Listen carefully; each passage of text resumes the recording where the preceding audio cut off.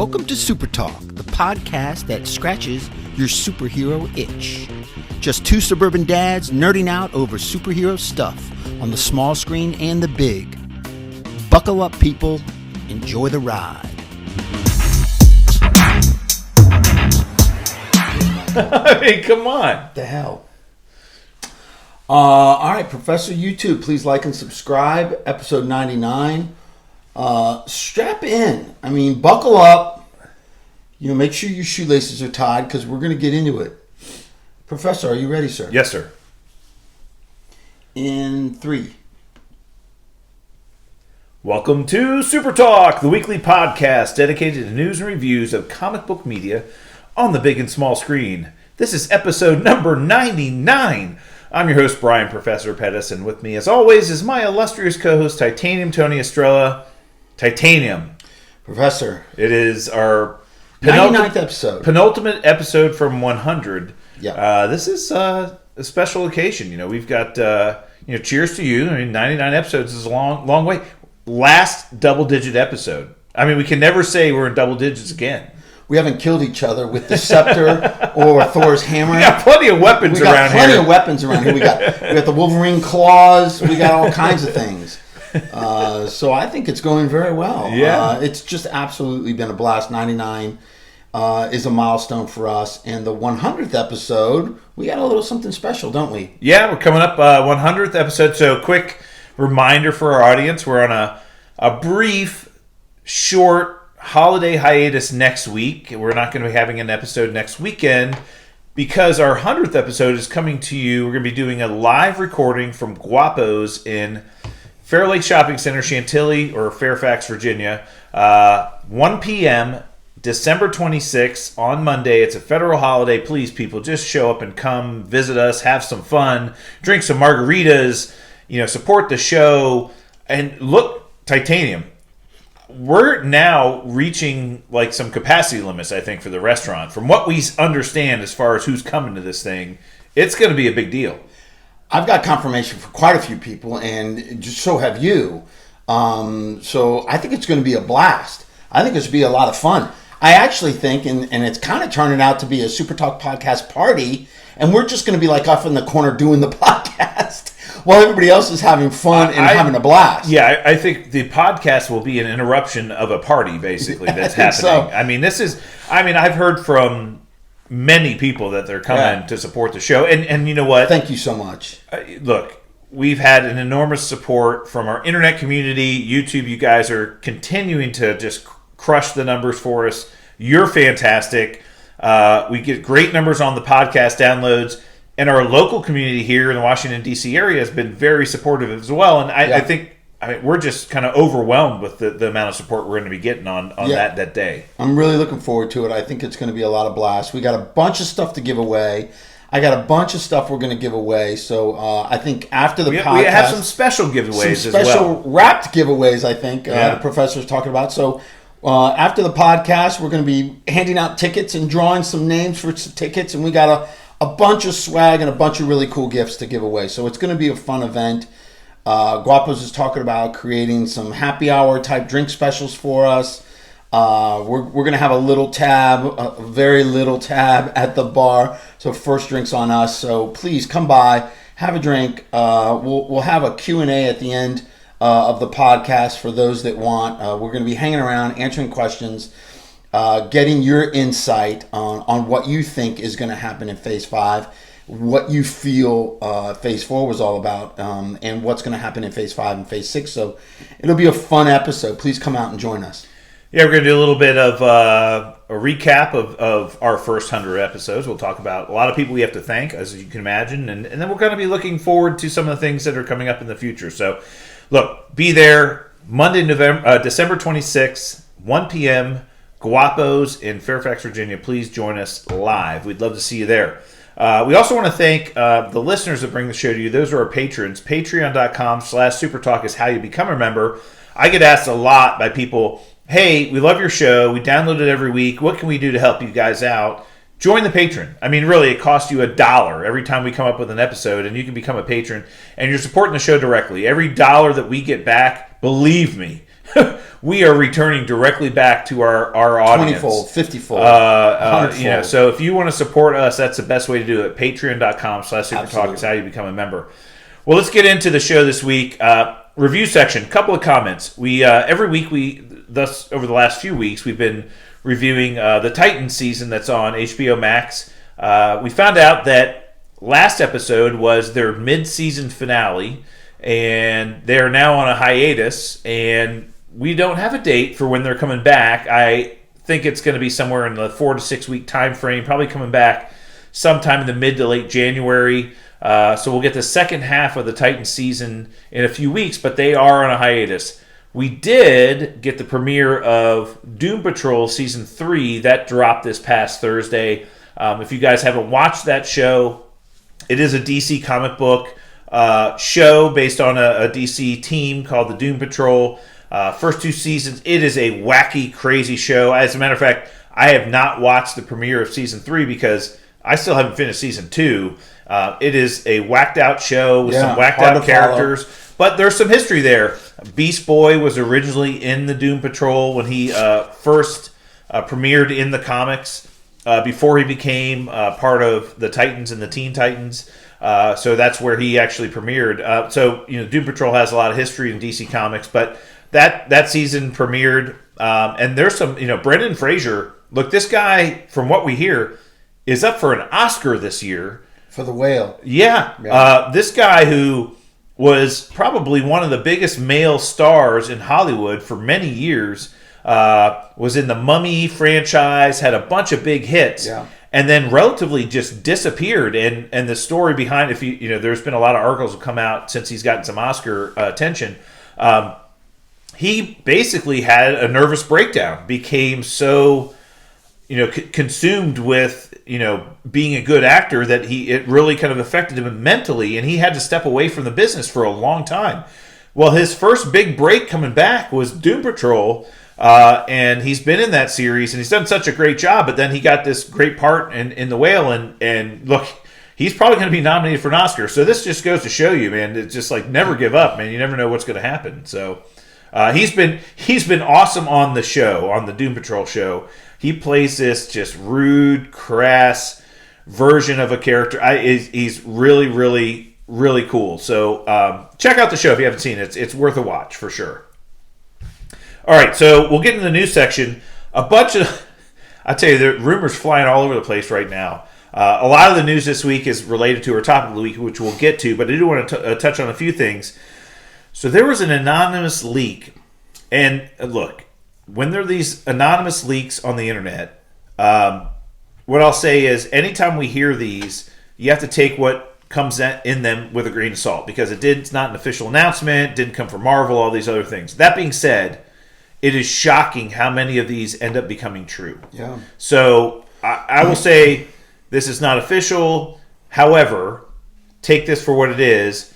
We've been told now, this anonymous leak reports that Dr. Doom will be featured, and I don't mean like just a brief cameo, but will be featured as a character in the Thunderbolts movie. Mm-hmm. So this is a character that we've been wondering, when are they going to introduce him into the MCU? When is he going to be part of the MCU? We were very hopeful that it wasn't going to be during the Fantastic Four reboot, because we've seen that a couple times already, right. And we're like, hey, there's plenty of other opportunities to introduce this character in the MCU. Let's figure out some other way to do it. Well, now we've been told through this anonymous 4chan leak on the internet that he's going to be in Thunderbolts, and he's going to be very prominently featured in the movie. Not necessarily as a villain, not necessarily as the main villain of the movie, but as a character. Again, the leak talks about that it's being featured very similar to how the Black Panther was featured in Civil War, right? In that Latveria, and he's now going to be the leader of the country of Latveria, which we believe, we don't know for sure, was featured in the Moon Knight series on Disney Plus, right? So we feel that he ended up in Latveria, but we don't know that for sure. But we find out that Dr. Doom is the leader of Latveria, and some of the actions of the Thunderbolts team, specifically the Red Hulk, cause Dr. Doom, Victor Von Doom specifically, to get involved in what's going on in the movie, and he has no other choice but to be involved. What a great opportunity to introduce his character in I won't say a major role, but a minor role in a pretty big movie, and then gives them the launch pad to kind of use that character moving forward. Well, the rumors have been flying around for quite some time about Doctor Doom, and we've discussed this several times. We both feel very strongly that it shouldn't be in the Fantastic Four, even though he's probably one of their biggest nemesis. It's been done before. They should bring him in laterally into some of these other projects. And the latest is the Thunderbolts. Before that, it was Captain America 4. And before that, it was obviously... Black Panther, the Wakanda Black Forever. Panther, Yeah. which they admitted that they were going to put him in an after-credit scene and moved on from there, or at least mention him. So they have been dangling him, which is probably one of my favorite villains in the MCU. Easily Arguably. top 5 most iconic villains in Marvel history. Yeah. Easily. So you can't just put him in a he's got to be a recurring character throughout Phase 5, throughout Phase 6. We know he plays a major role in Secret Wars, at least the comic book storyline. And if Marvel wants to get that right, they should follow the comic book storyline as close as possible. Deviate if you like, here, there, everywhere you want, but I would highly suggest you follow the comic book storyline because it was so massively successful, and Doom played an absolute huge role in that. So I like it. I think it's great to bring him in bits and pieces here and introduce him, at least get him in the minds of these non-comic book fans. Like, Doctor Doom, who is that? That way people can find out who he is, his backstory, find out what a huge villain he is for the MCU or Marvel in particular. So I like it. I hope it's true. I don't know if it's true, but we'll find out. Well, I mean, we think he's going to play a big role in Secret Wars. He was a big character in the original Secret Wars run back in the 80s, and then the revamped, rebooted version that they did in the late 90s. Look, this character is going to be a predominant character in Secret Wars, and you can't just drop him into those movies. You got to bring him in earlier, and I think it sounds like the plan is to feature him as some type of maybe at least introductory character, and then maybe a villain in other movies. Look, bring him in the Thunderbolts, and then maybe he does show up in the Fantastic Four. Maybe he does show up in the Shang-Chi sequel. Maybe he does show up in some other movies. And this is somebody that's now going to be a recurring kind of villain type character that when Secret Wars pops up, you don't know. It's no surprise when he's a big part of that movie. Yeah. Yeah. I think it's brilliant, frankly. I think it's great. I cannot wait to see who they've cast. Well, that's another announcement we'll be waiting for, and Yes. we'll keep our eyes out for that one. So another big so Collider had a big interview with a Marvel producer, and the Marvel producer was really answering a question in relation to why Armor Wars, the Disney Plus series, was elevated to a feature motion picture. Right? So this was originally going to be a Disney Plus series, and we heard earlier this year that they had changed their plans, and now we're making it a featured presentation on the big screen. It was going to be a movie. And this producer was asked, well, why did that happen? And the producer was relating it to, well, there were so many ideas for the series that it made it seem like it wasn't meant for the small screen, that it needed the big screen to really kind of pay off some of those ideas. And we've been talking about this at some point in time. Does Robert Downey Jr. come back as Iron Man in some form or fashion in the MCU in the We've future? We've speculated that he'll come back as an AI system. And the Armor Wars series, now there was no comic book series. Well, there kind of was one called Armor Wars, but it had nothing to do with this. It was kind of wacky. What the storyline they've told us that they're painting with this series is some of Tony Stark's technology, specifically the armored suits, gets loose out into the public, or some people have stolen it or gotten access to it, and Rhodey now has to go off and find it and take care of this problem.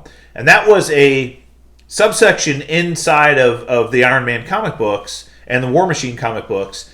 And Tony Stark faked his own death in that series so that he could protect Rhodey from the people that were kind of coming after him for his technology. And he did build an AI version of himself. And we've seen the AI version of Tony Stark in the comics before as well, specifically with Riri Williams and Ironheart.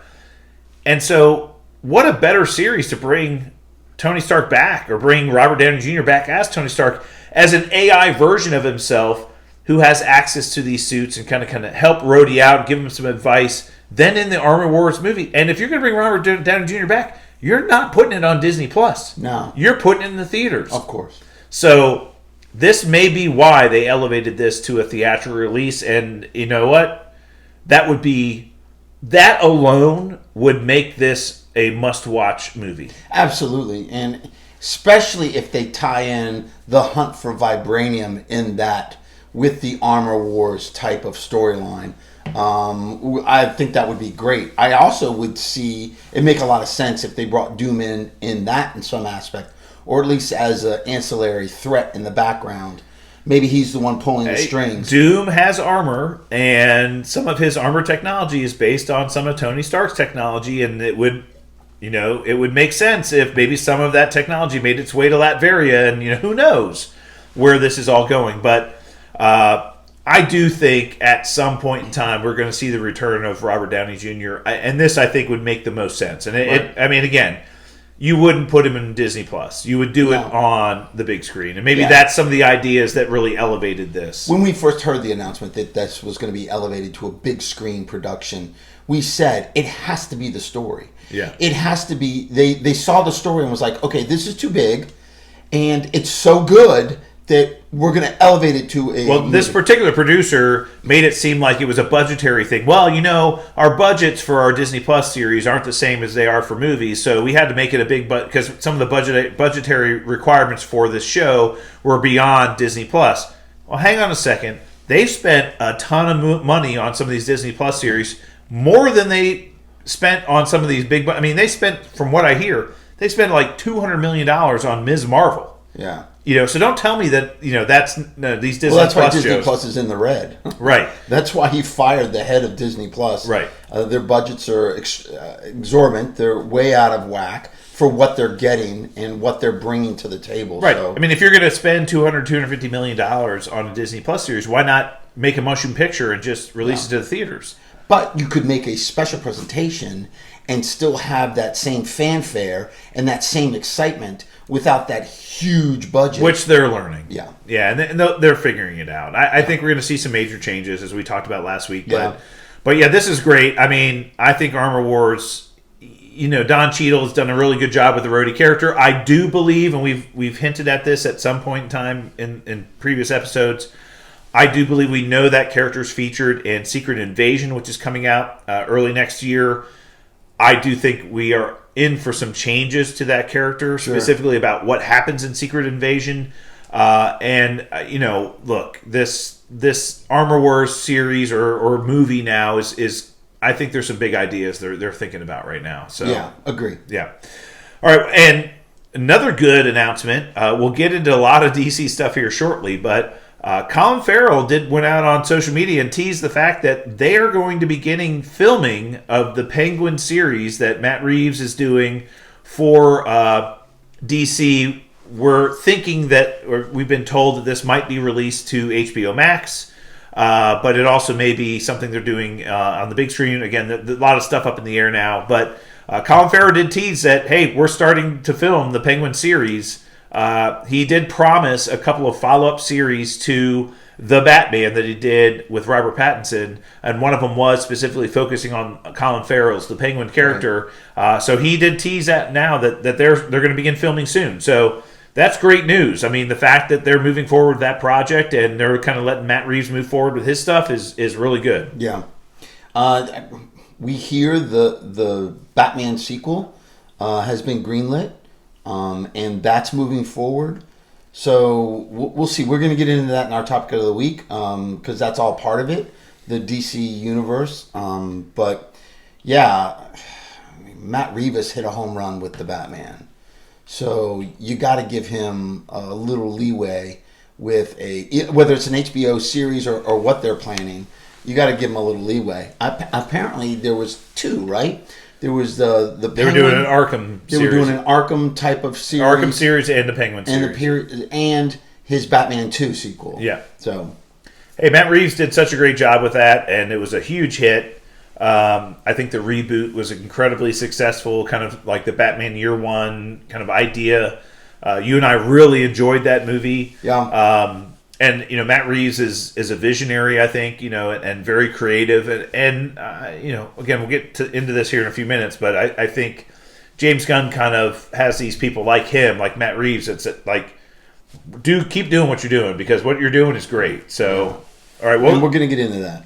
Let's do that before we pontificate any much more. Let's get into our topic of the week, and our topic of the week every week is brought to us by our friends over at Studio GG Studios.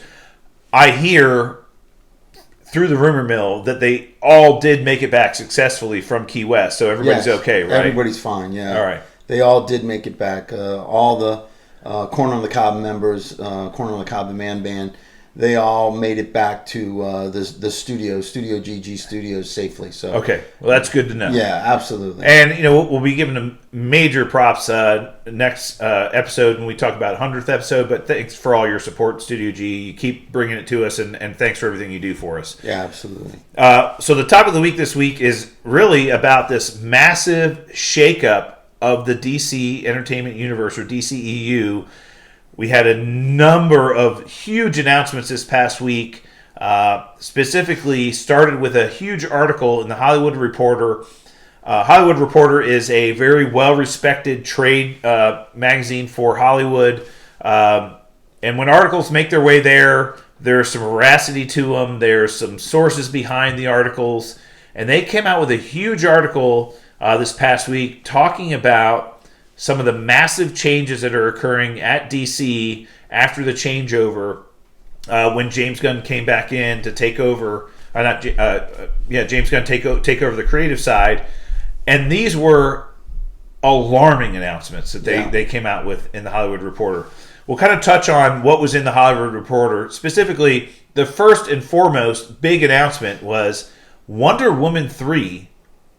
As it was being pitched to DC. So we know Patty Jenkins had already written, or was... With Jeff Johns, had written a script for Wonder Woman 3 and was preparing to start filming that movie. They were in the preparation phase of beginning the filming stage of that movie. And refining the script itself, because apparently it wasn't a finished script that was put in front of James Gunn. Right. And basically, the Hollywood Reporter came out and said, Wonder Woman 3 is dead. Yeah. This movie is not being made. They canceled it. They basically canceled the movie. And that in itself was a huge announcement. And of course, the announcement that was in the Hollywood Reporter then, speculates a lot of other things. Is Gal Gadot done? Is Patty Jenkins done? Are they not doing any more Wonder Woman projects? So there was a lot of conjecture about what happened. But effectively, they said Wonder Woman 3 in its current form is being canceled. Yeah. Huge announcement. So Patty Jenkins was also tied to Rogue Squadron, a Star Wars episode on Disney Plus, or movie, actually. It was a movie, Rogue Star. She was going to write and direct this Star Wars movie, and that got canceled a while ago, so that she could focus on, she wanted to focus on Wonder Woman 3. That was the story that she told the press. Now we're coming to find out that I don't think that was a very strong script. So she's having some issues. I mean, Jeff Johns helped her write Wonder Woman 84, and we all know how I feel about that movie. It fell short on almost every level. It was just very poorly written. I didn't think it was very good. The only good thing about it is Gal Gadot was in it, because she's a smoke show, and I could literally stare at her reading the yellow pages. I would watch that for 3.5 hours. So, but the rest of it really missed the mark big time. So that failure, I think, also was in the minds of James Gunn and Peter Safran when they decided to cancel that. Well, again, let's kind of get through what they said in the Hollywood Reporter. Wonder Woman 3 canceled. The future of Man of Steel 2 was in question. So we had heard, again, rumors everywhere that Henry Cavill was back as Superman. He did come back to film a post-credit scene for the Black Adam movie. and came out publicly on the internet and said that he was back, which was a huge announcement. And then, we were under the impression they were moving forward with plans for Man of Steel 2. And Hollywood Reporter said, no, the plans for that movie are now up in the air. Right now, as it stands, there are no plans for a Man of Steel 2. And Correct. Hollywood Reporter was like, we were like, oh my God. Right. And then the other massive announcement that they made specific to the DCEU was... Well, that they're speculating. Yes. That they have somewhat confirmed. Right. That Aquaman 2, which is still coming out, will be Jason Momoa's final project for DC as the Aquaman character. And they even speculated that he had been tagged to play other characters in DC, specifically Lobo. Said, hey, they've talked about bringing Lobo into the DCEU, and they thought Jason Momoa would be a very good Lobo. So it's likely that they're going to be putting to rest this version of Aquaman, and this movie is going to be the end of Aquaman, or his Aquaman, in the DCEU, and he may be moving forward in DC in some other character. When you and I heard this, Titanium, first thought was, he'd be a great Lobo. Oh, yeah. I mean, he would be an awesome Lobo. Yeah, that's his lifestyle. Right. Cigars smoking, hard-hitting crash. Motorcycle riding. Motorcycle riding, Rolex wearing, limo driving, that kind of a fast life. Lobo's some kind of demon. He's a demon spawn, and he is just... he's just bad to the bone, right? He's just a badass. And that fits his character. Like, if you had told me 10 years ago that Jason Momoa had been cast to play Lobo, I'd been like, oh my God, it's like the perfect casting. Yeah, it looked kind of like The Rock and Black Adam. Right. I thought that was the perfect casting. Bad movie, bad product that was put out there, but Rock, it would be a great Black Adam. And I thought that down deep in my heart. I really think, Jason Momoa even went on social media and he said, I've talked to James Gunn. It's so exciting. What great news. Just hold tight. We can't talk about it right now. Things are in the works. There's a huge shift and it's for the best. So he basically said something's going on. He's not out. He didn't deny anything. He didn't deny it, or he didn't confirm anything. Right. But he said that something's going on and it's really great news, and he was stoked about it.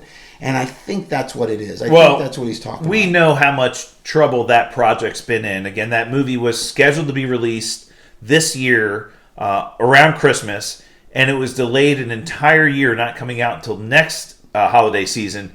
And frankly, there's two reasons for that. One, I think the Avatar release this holiday season definitely scared a lot of studios away from releasing anything around the same time. Agreed. I mean, it was like, no, we don't want to be part of that kind of nightmare. I mean, Black Panther is still dominating.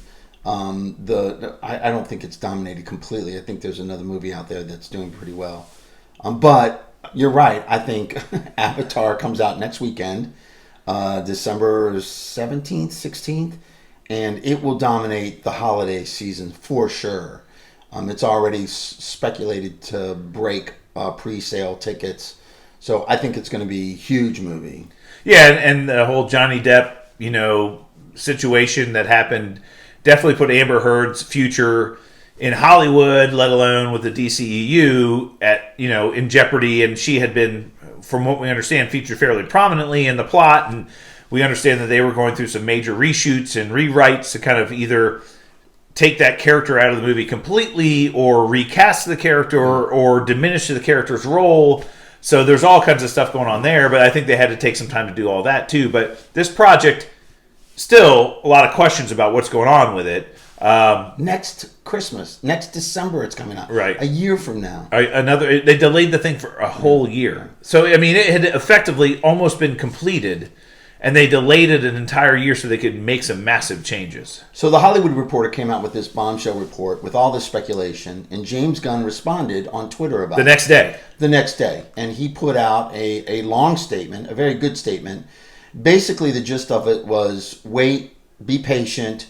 We're retooling things, and we're doing it for the good of the fans. We're doing it for the good of the franchise, and more importantly, we're doing it for the story quality and the characters themselves. Well, what he said was, some of the things in the Hollywood Reporter are true. True. Some of the things in the Hollywood Reporter are false.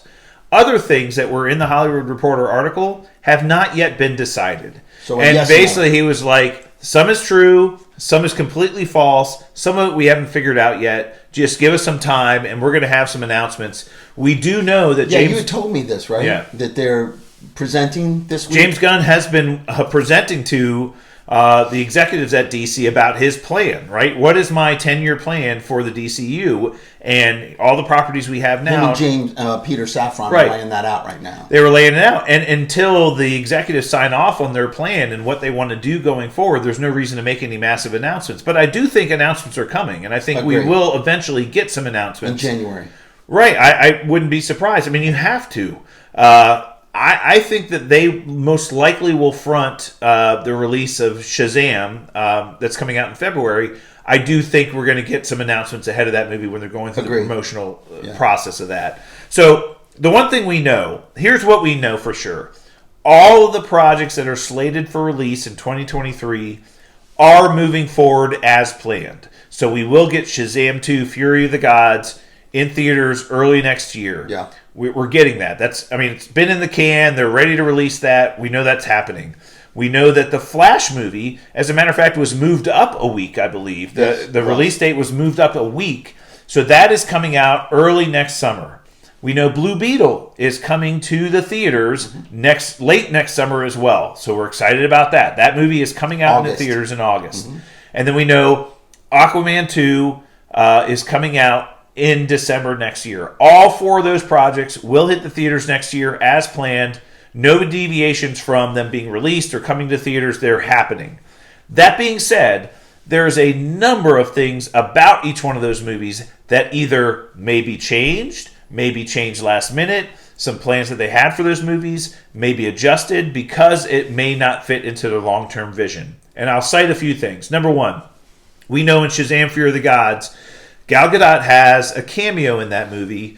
Now, what I'll say is the cameo is reported to be kind of a joke. So we know Billy Batson. We see scenes in the trailer that he's sitting in his pediatrician's office, like kind of lying on the couch, like thinks he's talking to his therapist. Yes. And the says, Billy, I'm a pediatrician, right? But we believe there's a dream sequence in one of those scenes where he goes on a date with Wonder Woman as Shazam. About, Right, and Gal Gadot does show up in that. Yeah. So it's kind of a tongue-in-cheek, kind of a dream sequence appearance, but we believe she has, admitted, it's been out there that she's in the movie. Now, again, does that mean anything for her future or the future of that character? We have no idea, but we know that that's happening. We know that Ben Affleck had filmed scenes for the Flash movie. That not just the Flash movie, but Aquaman as well. A post-credit scene for Aquaman 2, but had filmed scenes for the Flash movie and was going to be giving Barry Allen his new suit in the beginning of the Flash movie. And so whether that continues to move forward as it was and Ben Affleck continues to play that, or the post-credit scene filmed for the Aquaman movie is still going to happen, we don't know, right? We believe Henry Cavill was going to be in a post-credit scene for the Flash movie. That is now up in the air and questionable too. So I think some of the things that they had done to kind of tie these movies and these projects together to take forward some of the pieces of the Snyderverse that they were thinking about moving forward and moving them forward collectively may be in jeopardy now, based on some of the things that James Gunn's going to do. I agree. I think it wouldn't hurt to leave some of those in there, but it really has to do with who's, kind of like the Guardians of the Galaxy Volume 3.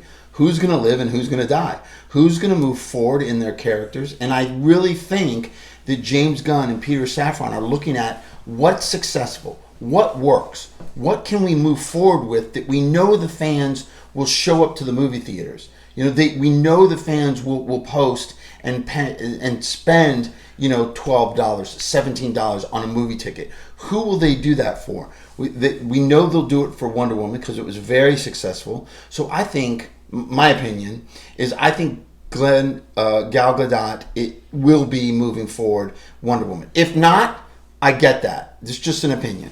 I do think Henry Cavill will be moving forward. I think he was too popular and he was very successful. But if not, I get that as well. I definitely think Jason Momoa is gone as Aquaman. I think Ben Affleck is gone as Batman, and definitely Ezra Miller is not the Flash anymore. He's absolutely out.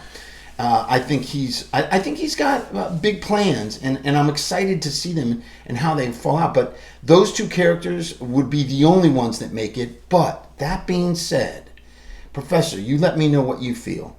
You wipe the slate clean and start over. How bad is that? Yeah, I think because it's such a mess right now. I think the problem he's dealing with, and this is what when he walked in, he's like, look, let's take account for what there is right now. We have a number of properties across a number of different vehicles that are all disconnected. Yeah. And he said, let's talk through that. We've got the DC animated universe with all the animated projects that they're doing. And you know what? From my personal perspective, you want to keep that separate. You want to keep doing the things animated DC animated films and make them their own universe and separate. Fine. You can do that. You have free reign to do that on the animated side because nobody expects them to be tied in with anything. Fantastic. But they said, then we've got these HBO Max properties. We've got Doom Patrol. We've got Titans on HBO Max. We know there was a Batgirl series that was going to be on HBO Max, series/movie that they completely canceled, pulled the rug out from underneath that.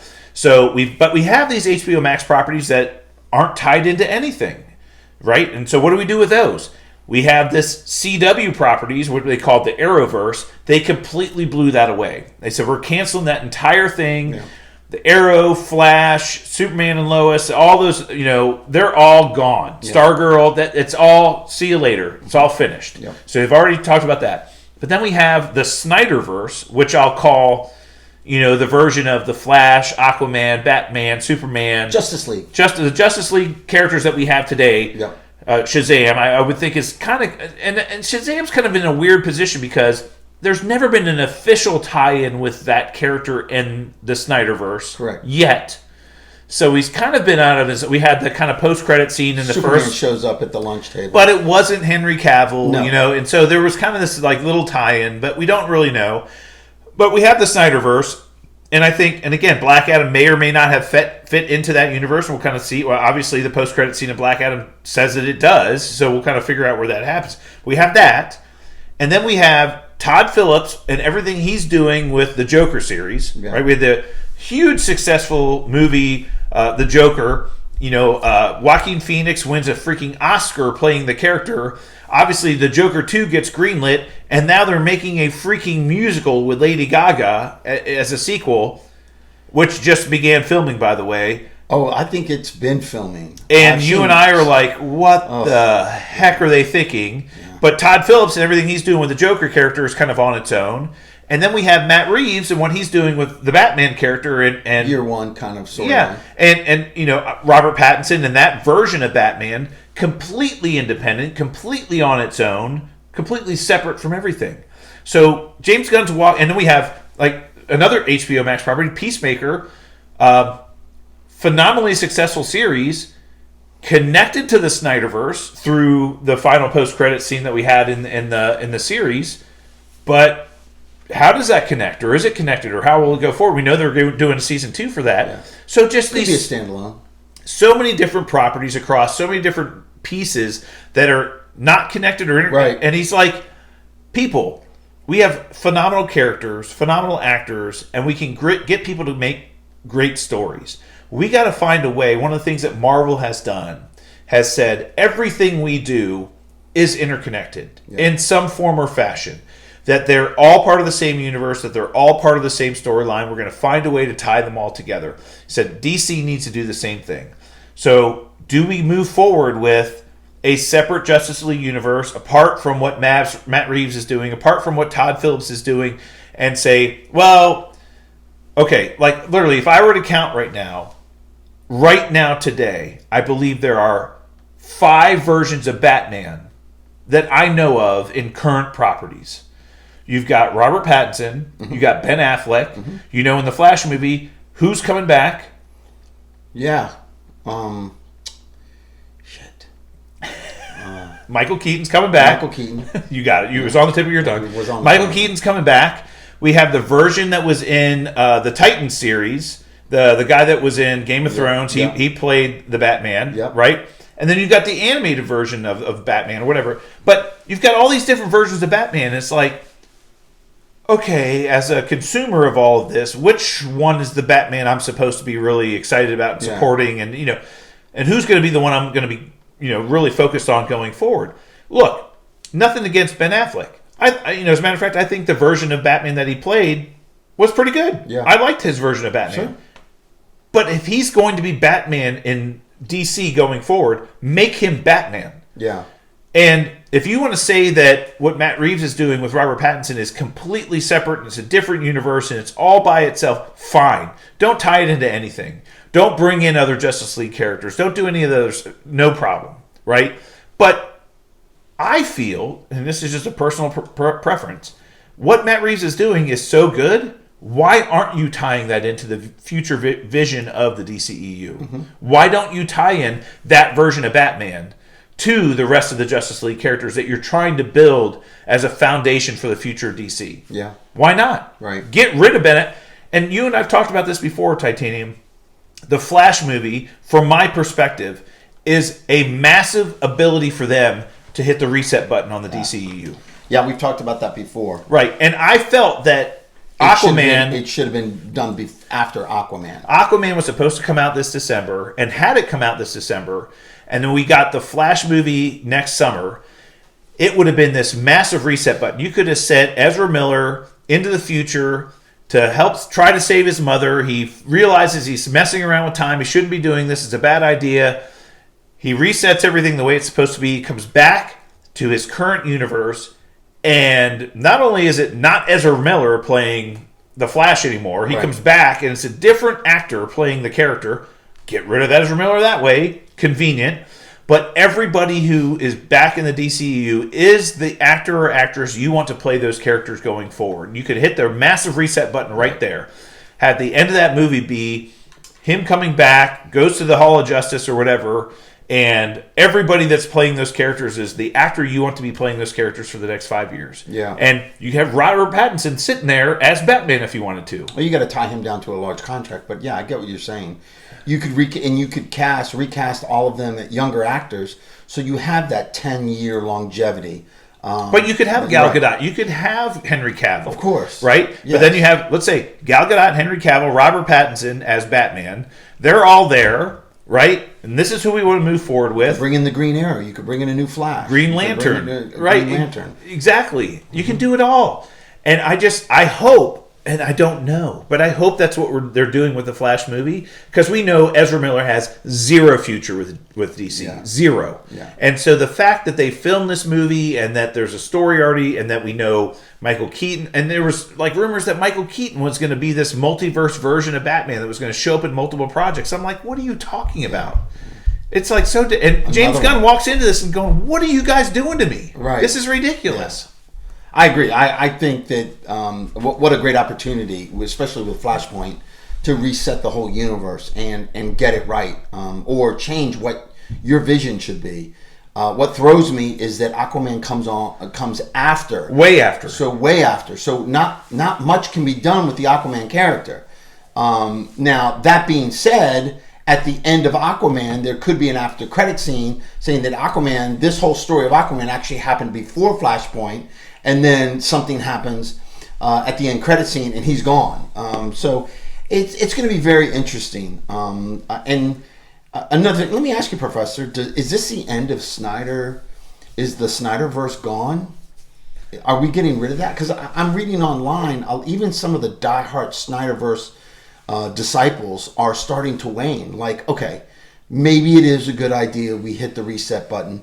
Maybe it is a good idea we start a new clean slate and let James Gunn cast who he and Peter Safran want in these roles for the next 10 years. I think the challenge that he has is that he has these projects coming out next year that they've invested so much money in, and they have to get a return on this investment, right? They do, but they also could write that off against their huge amount of debt. Like they could. Like they did the Batgirl movie. And again, there's nothing saying that the Blue Beetle movie needs to tie into anything. They could have that character kind of be standalone and tie into whatever they have going forward, because there hasn't been any tie-ins with that character at all. That would be very smart of them to do a standalone and not have cut out all those scenes that they filmed with some of the other actors, because they did. But let's talk about the Snyderverse characters that had been cast and that had been part of DC, and where we feel they might play a role going forward, right? So Gal Gadot, home run as far as the character and the casting are concerned. Yes. Could absolutely be part of DC's future going forward, and we would be completely happy with it. And discarding Wonder Woman 84. I'm not talking about the movie. I'm talking about her and the character. The character, yes. Yes. You would not be upset if she were still part of this. I wouldn't be upset if she came over and read the dictionary. Right? Yeah, that's right. Henry Cavill. Awesome Superman in every project he's been in, regardless how good the scripts were, how good the plot was, whatever. Henry Cavill's been an awesome Superman, and we were more than excited to hear he's coming back. Yeah. I see him as a massive part of their future if they want him to be. Yeah. Humongous.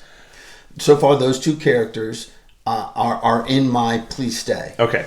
But I'm not going to lose sleep if they recast those two characters. Ezra Miller. Gone. Get rid of him. They have got to get rid of him. Gone. It was a huge mistake when they cast him as the Flash, and you can't bank anything on him as in any future plans you have with DC. No, gone. Jason Momoa. We just talked about this. I think he's been a great Aquaman. I love Jason Momoa. I think he's fantastic. He's an excitable, just wonderful person. Gone. But I just don't see him being part of the future of what they're doing. Not Aquaman. No. Who played Cyborg? Ray. Gone. What's his name? Ray something. Ray. I can't remember. Yeah. His last name. But yeah, he's gone. I mean, I think there wasn't even talks of anything in the future with them. Right. So I think small role in the Justice League movie. I don't see much of a future for him at all. Gone. Margot Robbie as Harley Quinn. Tough one, because she's been in two movies that are definitely tied in the Snyderverse, because Suicide Squad and The Suicide Squad both featured her as a prominent role, and she was great as Harley. And Harley Quinn, the movie, the Birds of Prey. She's been in 3 projects. Very tough to get her, just because James Gunn, his relationship with her, and he loves her as Harley Quinn. I think she's gone. Think she's gone? I think she's gone. Okay, so that's a tough. That's one that falls into my. If they don't get rid of her, I'm okay with that. But if they do recast that, I'm okay with that too. Okay. We don't believe they have any plans for Jared Leto as the Joker, even though he was fantastic in the Suicide Squad movie. Bizarre. Yeah. I liked him. Yeah. And I thought that was a huge future. I mean, we had Ben Affleck, kind of in that movie as a cameo, because they kind of showed some conflict between, Batman and the Joker in that movie. But I think no future gone. There. No future. No future. And Ben Affleck, look, again, if you want Ben Affleck to be your Batman, and this version that's going to be the main DCEU version of Batman, fine. Commit to the guy. Commit to the character. Commit to this. I'm going to, cast this guy who's in his late 40s, kind of an older version of Batman, and this is the Batman we're going to have in the DCU.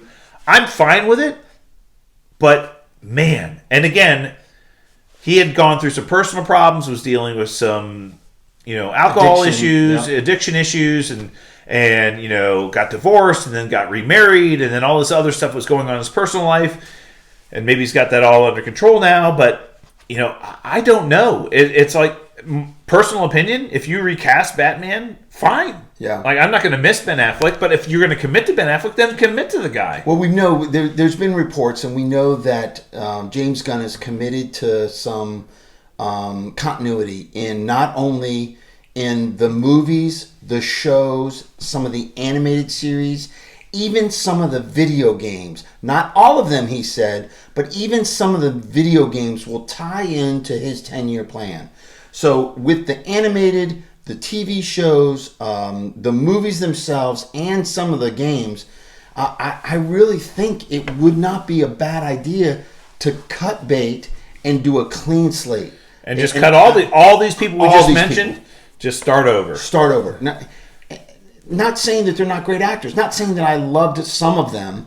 And it will be very hard for me to see somebody else as Superman at that time. But if you have this vision of 10 years to tie these characters, to tie these actors down for 10 years to fulfill this, and get away from these ancillary characters, like nothing against Black Adam, nothing against Blue Beetle, nothing against Shazam, but you have a core Justice League character that have been sitting on the shelf for way too long. We've been waiting for something since Ryan Reynolds did the original Green Lantern movie. There's been zero Green Lantern content. Correct. Zero. Correct. And this is a core character of the Justice League that you've been sitting on. We had a minor post-credit scene in the Snyder cut of the Justice League movie featuring Martian Manhunter. Right. That was it. Mm-hmm. And it was like, come on. What are you doing with these characters? The Green Arrow. Not even a mention of that. It had a very successful long series run on the CW. Huge following. People love that show. Nothing. Right. Nothing in the big screen. And I think with James Gunn, he's been posting these old school Justice League pictures from the comics on his Twitter page. And I think that is an indication that he's going to focus on these main characters, which would be great. So your feeling is, so what we're saying, I guess, to kind of wrap this up. Yeah, let's wrap it up. What you're saying is, if they decide to move forward with some of these actors and some of these characters, they're going to do it in a way that it makes sense. Right. But we're not sure who's going to move forward, who's not going to move forward. That's all up in the air. Right. But your feeling is that after all these movies come out next year, they may hit the hard reset button on everything. Yep. And everything from that point forward is now starting from scratch. Clean house. And we believe, you and I both believe, and this is what we've been told, what Matt Reeves is doing with his Robert Pattinson version of Batman in that universe will be left alone to continue to move forward with what they're doing. And what Todd Phillips is doing with his Joker projects will be left alone to what they're doing. But what we're building as far as the DC Justice League future may start over after December of next year. If they can tie Matt Reeves and Robert Pattinson down and be a part of moving forward with the 10-year plan, I think they will explore that. But I don't think that would happen because they had such success. And again, that goes back to my other statement. The things that were successful, they were looking at keeping some aspect of them. So we'll see. It's going to be very interesting. It's a mess. And you know what? You and I talked about this.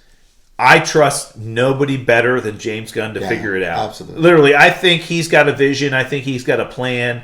What he's done, not only in Marvel with the Guardians, but what he's done in DC with the Suicide Squad, as well as with the Peacemaker, has been home runs. I mean, and the guy is an incredible visionary, and he loves these characters so much. And I think he wants to see them get their time to shine on the big screen the way that they're supposed to. Think about this. Who was in? I think his name was Danny Hamada, who ran the TV shows on the CW for DC. He was up for this role that James Gunn got. Can you imagine if he came in and he decided, "Oh, this is killed. This is killed." They would butcher him. Yeah. But James Gunn has enough popularity and with the fans and the people in the industry that he can get away with that. Yeah, another one of those guys, Greg Berlanti, was the guy who was the showrunner on almost all of the CW shows. And he was another guy that they were talking about basically bringing in and leading some of this. And you're right. If they came in... done this? Yeah. Crucified him. I think James Gunn, you're right, has been given some carte blanche to say, we need to fix this. Yeah. It's broken. No shit. And look, we've made some investments. We're going to see those investments through, but we're going to be painting a picture that's going to last us 10 years and not 2 years. And I hope, and you're right, Titanium, I think it's going to be coming sooner than we think. I hope we get some announcements about the future of this universe because these characters are so well known. Yeah. They're so popular. They deserve better than they've gotten. Yeah. And the way Marvel has treated their characters is so different than the way DC's treated theirs, and we've just been so disappointed across the board. In James Gunn we trust. Yeah. Hashtag Gunverse. Yeah, the Gunverse. The Gunverse. Right. I'm going to start that now. Hashtag the Gunverse. All right. Great show, Professor. Let's ring the bell. School's over. All right, well, that's it for us this week. We'll be back next week for more Super Talk. To get in touch with us on social media, hit us up via email, supertalkpodcast@outlook.com or at supertalkpod on Twitter. Until then, stay super, everyone. And we're out, sir. Great show. Thank you, YouTube. A little bit longer than I thought, but We got a lot to talk about, man. That was a hashtag Gunverse. Gunverse. Come on, people. Let's get that trending. Everyone likes this game. Haters gonna hate. And I know you can't wait.